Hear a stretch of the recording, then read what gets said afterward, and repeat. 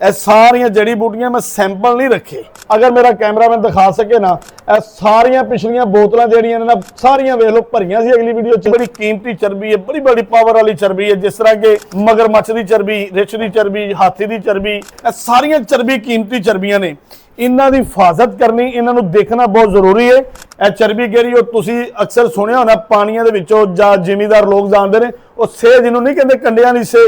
ਹੁਣ ਇੱਧਰ ਦੇਖੋ, ਇਹ ਜਿਹੜੀ ਚਰਬੀ ਹੈ ਨਾ ਮੇਰੀ, ਇਹਨੂੰ 1.5 ਸਾਲ ਹੋ ਗਿਆ ਪਈ ਨੂੰ। ਹੁਣ ਇਹ ਜਿੰਨੀਆਂ ਮੇਰੇ ਕੋਲ ਜੜੀ ਬੂਟੀਆਂ ਪਈਆਂ ਨੇ ਨਾ, ਇੱਧਰ ਦੇਖੋ ਜ਼ਰਾ ਨਜ਼ਰ ਮਾਰ ਲਓ, ਇਹ ਸਾਰੀਆਂ ਜੜੀ ਬੂਟੀਆਂ मैं सैंपल नहीं रखे, अगर मेरा कैमरामैन दिखा सके ना, ਇਹ ਸਾਰੀਆਂ ਪਿਛਲੀਆਂ ਬੋਤਲਾਂ ਜਿਹੜੀਆਂ ਨੇ ਨਾ ਸਾਰੀਆਂ ਵੇਖ ਲਓ ਭਰੀਆਂ ਸੀ। ਅਗਲੀ ਵੀਡੀਓ 'ਚ ਇਹ ਮੈਂ ਸਾਰੀਆਂ ਖਾਲੀ ਕਿਸ ਪਰ ਹੋ ਗਈਆਂ ਨੇ, ਕਿਉਂਕਿ ਸਾਰੀਆਂ ਜੜੀ ਬੂਟੀਆਂ ਅਸੀਂ ਇਸਤੇਮਾਲ ਕੀਤੀਆਂ ਨੇ।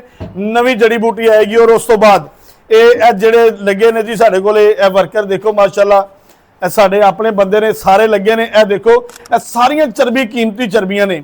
ਇਹਨਾਂ ਦੀ ਹਿਫਾਜ਼ਤ ਕਰਨੀ, ਇਹਨਾਂ ਨੂੰ ਦੇਖਣਾ ਬਹੁਤ ਜ਼ਰੂਰੀ ਹੈ, ਕਿਉਂਕਿ ਇਹਦੇ ਅੰਦਰ ਬੜੀ ਕੀਮਤੀ ਚਰਬੀ ਹੈ, ਬੜੀ ਪਾਵਰ ਵਾਲੀ ਚਰਬੀ ਹੈ, ਜਿਸ ਤਰ੍ਹਾਂ ਕਿ ਮਗਰਮੱਛ ਦੀ ਚਰਬੀ, ਰਿੱਛ ਦੀ ਚਰਬੀ, ਹਾਥੀ ਦੀ ਚਰਬੀ।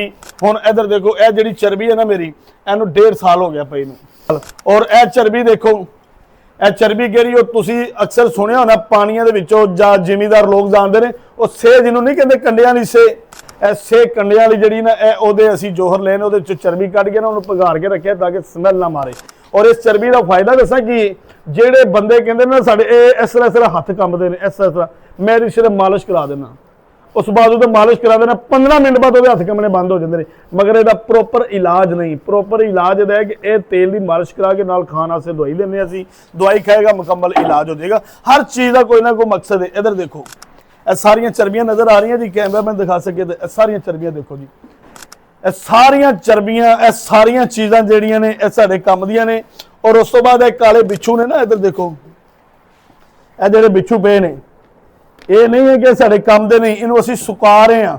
ਸੁਕਾ ਕੇ ਸੁਕਾਉਣ ਤੋਂ ਬਾਅਦ ਅਸੀਂ ਇਹਨਾਂ ਦੀ ਰਗੜਾਈ ਕਰਨੀ ਹੈ। ਅੱਲਾਹ ਤਾਲਾ ਨੇ ਨਾ ਇਸ ਕਾਲੇ ਬਿੱਛੂ ਨੂੰ ਅੱਖਾਂ ਨਹੀਂ ਦਿੱਤੀਆਂ, ਕੁਦਰਤੀ ਤੌਰ ਤੇ ਨਬੀਨਾ ਹੈ, ਨਬੀਨਾ। ਤੇ ਨਬੀਨੇ ਜਿਹੜੀ ਚੀਜ਼ ਹੁੰਦੀ ਨਾ, ਉਹਦੀ ਕੋਈ ਵੀ ਅੱਗੇ ਚੀਜ਼ ਦੀ ਰੁਕਾਵਟ ਬਣਦੀ ਹੈ ਨਾ, ਤੇ ਫਿਰ ਉਹਨੂੰ ਇਹ ਡੰਗ ਮਾਰਦਾ। ਤੇ ਜਦੋਂ ਉਹਨੂੰ ਡੰਗ ਮਾਰਦਾ ਨਾ, ਬੰਦਾ ਮਰਦਾ ਨਹੀਂ, ਤੜਪਦਾ ਇਹਦੇ ਜਿਵੇਂ ਮੱਛੀ ਤੜਪਦੀ ਏ। ਤੇ ਕਈ ਬੰਦੇ ਸਮਝਦੇ ਨੇ ਬਿੱਛੂ ਲੜਿਆ ਬੰਦਾ ਮਰ ਜਾਂਦਾ। ਦੇਖੋ, ਡਰ ਨਾਲ ਅਗਰ ਮਰ ਜਾਏ ਤੇ ਉਹ ਲਹਿਦਾ ਚੀਜ਼ ਹੈ। ਜਿਸ ਤਰ੍ਹਾਂ ਸੱਪ ਨੇ, ਸੱਪਾਂ ਦੇ ਵਿੱਚ ਵੀ ਮੇਰਾ ਖਿਆਲ ਹੈ ਕਿ ਕੋਈ 70 ਨਸਲਾਂ ਨੇ, 70 ਨਸਲਾਂ ਵਿੱਚੋਂ 15 ਨਸਲਾਂ ਸੱਪ ਦੀਆਂ ਜ਼ਹਿਰ ਵਾਲੀਆਂ ਨੇ, ਬਾਕੀ ਸਾਰੀਆਂ ਬਗੈਰ ਜ਼ਹਿਰ ਤੋਂ ਨੇ। ਤੇ ਜਿਹੜੀਆਂ ਚੀਜ਼ਾਂ ਜ਼ਹਿਰ ਵਾਲੀਆਂ ਹੁੰਦੀਆਂ ਨੇ ਨਾ, ਉਹ ਜਿਹੜੇ ਜ਼ਹਿਰ ਵਾਲੇ ਸੱਪ ਨਹੀਂ, ਉਹ ਬੰਦੇ ਨੂੰ ਇੰਜ ਕਰਕੇ ਡੰਗ ਮਾਰ ਲੈ, ਬੰਦੇ ਨੂੰ ਵੱਢ ਲਵੇ, ਲੋਕ ਡਰ ਨਾਲ ਮਰ ਜਾਂਦੇ ਨੇ, ਮੈਨੂੰ ਸੱਪ ਵੱਢ ਗਿਆ। ਹਾਲਾਂਕਿ ਸੱਪ ਵੱਢਣ ਨਾਲ ਬੰਦਾ ਮਰਦਾ ਨਹੀਂ। ਜੇ ਬੰਦਾ ਦਲੇਰ ਹੋਵੇ ਤਾਂ ਫਿਰ ਕੋਈ ਨਹੀਂ ਮਰਦਾ, ਤੇ ਜੇ ਦਿਲ ਦਾ ਕਮਜ਼ੋਰ ਹੋਵੇ ਤਾਂ ਉਹਨੂੰ ਵੈਸੇ ਹੀ ਪਿੱਛੋਂ ਆ ਕੇ ਡਰਾ ਦਿਓ ਤਾਂ ਫਿਰ ਵੀ ਮਰ ਜਾਂਦਾ ਹੈ। ਤੇ ਮੈਂ ਸਮਝਦਾ ਕਿ ਦਲੇਰ ਆਦਮੀ ਭਾਵੇਂ ਜ਼ਿੰਦਗੀ ਥੋੜੀ ਜਿਵੇ, ਬਾਕੀ ਜਵਾਨਾਂ ਵਾਲੀ ਜਿਵੇ ਤੇ ਕਿਆ ਬਾਤ ਹੈ, ਉਹਦੀ ਇੱਕ ਆਪਣੀ ਚੱਸ ਹੁੰਦੀ ਜੇ। ਮਰਨਾ ਸਾਰਿਆਂ ਨੇ, ਜਿਹੜੀ ਰਾਤ ਕਬਰ ਚੋਂ ਬਾਹਰ ਕੋਨੀ।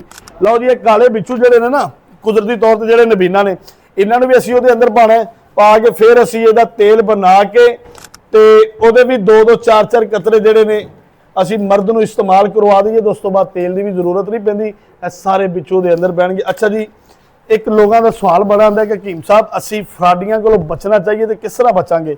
ਮੈਂ ਤੁਹਾਨੂੰ ਬਾਰ-ਬਾਰ ਇੱਕ ਚੀਜ਼ ਦੱਸੀ ਹੈ ਕਿ ਅਗਰ ਤੁਸੀਂ ਕਿਸੇ ਕੋਲੋਂ ਚੀਜ਼ ਮੰਗਵਾਉਂਦੇ ਹੋ, ਅਗਰ ਤੁਹਾਨੂੰ ਉਹਦਾ ਨੁਕਸਾਨ ਹੁੰਦਾ ਹੈ ਤੇ ਮੈਂ ਉਹਦਾ ਬਿਲਕੁਲ ਜ਼ਿੰਮੇਦਾਰ ਨਹੀਂ, ਇਸ ਪਰ ਜ਼ਿੰਮੇਦਾਰ ਨਹੀਂ ਹੈ, ਤਾਂ ਕਿ ਉਹਦੇ ਵਿੱਚ ਪਤਾ ਨਹੀਂ ਉਹਨੇ ਕੀ ਪਾਇਆ ਕੀ ਨਹੀਂ ਹੈ। ਮੇਰੇ ਨੰਬਰ ਨੇ 0300 ਪੂਰਾ 8575 ਸ਼ਦਰਾ ਮੋੜ ਲਾਹੌਰ ਮੈਟਰੋ ਸਟੇਸ਼ਨ ਦੇ ਸਾਹਮਣੇ ਸਾਡਾ ਦਵਾਖਾਨਾ ਹੈ। ਦਵਾਖਾਨੇ ਦੇ ਵਿੱਚ ਤਸ਼ਰੀਫ ਲਾ ਸਕਦੇ ਹੋ। ਔਰ ਤੁਸੀਂ ਮੈਨੂੰ ਲਾਈਵ ਵੇਖਣਾ ਚਾਹੋ, ਮਿਲਣਾ ਚਾਹੋ, ਮੇਰੇ ਦਵਾਖਾਨੇ ਤੇ ਤਸ਼ਰੀਫ ਲਿਆਓ, ਮੁਲਾਕਾਤ ਵੀ ਇਨਸ਼ਾਅੱਲਾ ਜ਼ਰੂਰ ਹੋਏਗੀ। ਔਰ ਕੋਈ ਸਵਾਲ ਪੁੱਛਣਾ ਚਾਹੋ, ਕਿਸੇ ਮਰਜ਼ ਦੇ ਬਾਰੇ ਪੁੱਛਣਾ ਚਾਹੋ, ਬੇਫਿਕਰ ਹੋ ਕੇ ਪੁੱਛੋ, ਪੁੱਛਣ ਦਾ ਕੋਈ ਪੈਸਾ ਨਹੀਂ ਹੈ। ਤਾਂ ਕਿ ਪਤਾ ਲੱਗਦਾ ਹੈ, ਜਦੋਂ ਇਨਸਾਨ ਦੇ ਕੋਲ ਤੁਸੀਂ ਜਾਂਦੇ ਹੋ ਨਾ, ਫਿਰ ਇਨਸਾਨ ਦੀ ਇਨਸਾਨੀਅਤ ਦਾ ਪਤਾ ਚੱਲਦਾ ਹੈ। ਜਦੋਂ ਕਿਸੇ ਨਾਲ ਤੁਸੀਂ ਗੱਲਬਾਤ ਕਰਦੇ ਹੋ ਨਾ, ਫਿਰ ਤੁਹਾਨੂੰ ਅਗਲੇ ਦੀ ਪਤਾ ਲੱਗਦਾ, ਅਗਲੇ ਦੀ ਦਿਨਾਈ ਦਾ ਔਰ ਅਗਲੇ ਦੇ ਇਲਮ ਦਾ, ਔਰ ਅਗਲੇ ਬੰਦੇ ਕੋਲ ਕਿੰਨਾ ਕੋਈ ਹਕਮਤ ਦੇ ਬਾਰੇ ਜਾਣਦਾ ਹੈ ਔਰ ਕਿੰਨੀ ਕੋਈ ਇਹਦੇ ਕੋਲ ਸੈਂਸ ਹੈਗੀ ਹੈ। इंशाअल्लाह ताला मेरे को ਜਦੋਂ आओगे किसी मर्ज के बारे किसी गल के बारे पूछोगे तो क्लीयर दसिया जाएगा। और हकीम यासीन साहब जोड़े नब्ज़ देखते हैं, मेरा काम है नब्ज़ देखना, नब्ज़ देख के मैं दसनी मर्ज तेन कि तेन मर्ज की, तो जो मर्जा सही दसा तो फिर मैं हकीम भी ठीक हाँ।